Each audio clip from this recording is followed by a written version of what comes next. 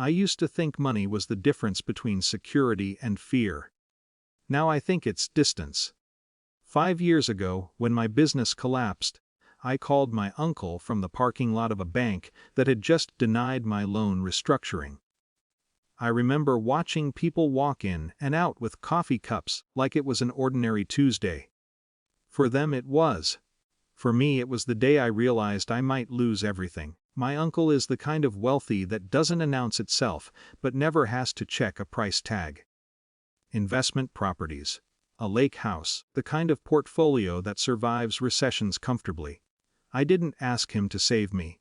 I asked if he would sign a short-term bridge loan. I had contracts pending. I needed time. He listened quietly. Then he said, "It wouldn't be wise for us to get involved." Us. His wife echoed the sentiment later in a text. "We're stretched thin right now." Stretched thin. I remember sitting in my car staring at that message, trying to calculate how many zeros thin meant. They weren't cruel. That almost made it worse. Their refusal was polished, responsible, detached. The message underneath was simple: your crisis is not our inconvenience. I lost the business 3 months later. What followed wasn't cinematic. No dramatic rock bottom. Just a slow narrowing of life. I sold equipment, moved into a smaller apartment, took contract work beneath my old title, learned how to stretch groceries without thinking about it too much. I stopped calling them. Not out of anger. Out of clarity. The hardest part wasn't the money. It was realizing I had confused proximity to wealth with safety. I thought family meant fallback. It didn't. Over time I stabilized. Consulting turned into steady clients. Steady clients turned into a niche. I became good at solving the kind of operational problems other businesses overlooked. Especially family-run ones. Especially ones run by people who had never been told no. The irony wasn't lost on me. 3 years later, my aunt called. Her voice was warmer than I remembered. "We've run into a bit of a situation," she said carefully. "An investment property tied up in litigation. A partner dispute. Liquidity frozen. They needed short-term capital to avoid triggering penalties that would spiral. I immediately thought of you," she added. I almost smiled at that. What she meant was, you understand messy turnarounds. You've been through one. What she didn't say was, we need your cash flow. I listened, asked neutral questions, took notes. When she finished, she said, "Would obviously structure it formally." Obviously. A week later, their attorney emailed a proposal.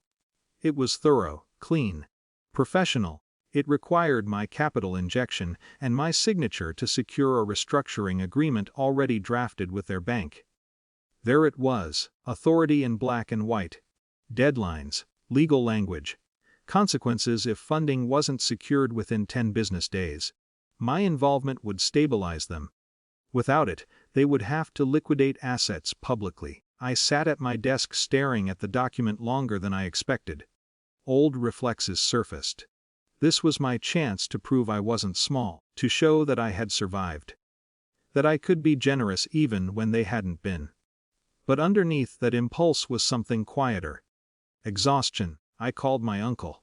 "I received the proposal," I said. He asked, trying to sound casual. "I'm not going to participate." Silence. "This is different from before," he said after a moment. "This is an investment opportunity." "I'm sure it is. You'd be protected." "I'm not worried about protection." Another pause. Less polished this time. "So this is about the past." It would have been easy to say yes. To let him think I was settling a score. That would have made him comfortable. "It's about capacity," I said. "I don't have the capacity to rescue family finances." The word hung there. Rescue. "That's not what this is," he replied, sharper now. "It is for me." I kept my tone even. Not cold, not triumphant. "I hope you find a solution," I added, and I meant it. After we hung up I expected to feel powerful. I didn't. I felt steady. They called twice more over the next few days. Once to clarify terms.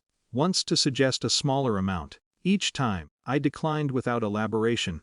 The deadline passed. They sold one of the properties. Quietly but not invisibly. There were consequences. Adjustments. A visible contraction of lifestyle. At a family gathering months later, things were cordial but thinner. My aunt hugged me a little longer than usual. My uncle avoided business talk entirely. No one mentioned the proposal. But something fundamental had shifted. They no longer spoke to me like the struggling relative who should be grateful for scraps of attention. They spoke to me like someone who had chosen, deliberately, not to step in. The art of saying no isn't about hardness. It's about not abandoning yourself to prove you're good. When I needed help, they protected their stability. When they needed help, I protected mine. The difference is I don't resent them for it anymore. And I don't resent myself either.